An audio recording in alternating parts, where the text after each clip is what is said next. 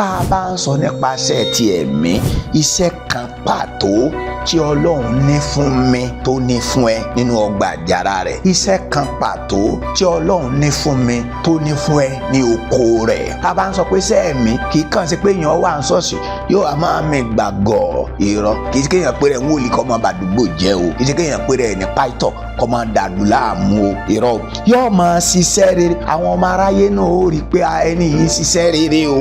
Iṣẹ́ tẹ̀mí ni iṣẹ́ ìrànṣẹ́ àtayé ṣe, wọn kì í wá jókòó sójú kan ṣe. Jésù náà ó ń kiri kí, ó ń ṣoore, ó ń gba ọkàn là, ó ń dá àwọn èèyàn nídè, gbogbo àwọn tẹ̀sù ń dá lóró ó tú wọn lẹ̀. Iṣẹ́ yẹn náà ni Ọlọ́run fẹ́ káwa ó ṣe tá a fi yin Ọlọ́run lógo. Ìyẹn ni Jésù ń pè ní pé ká ṣe èso.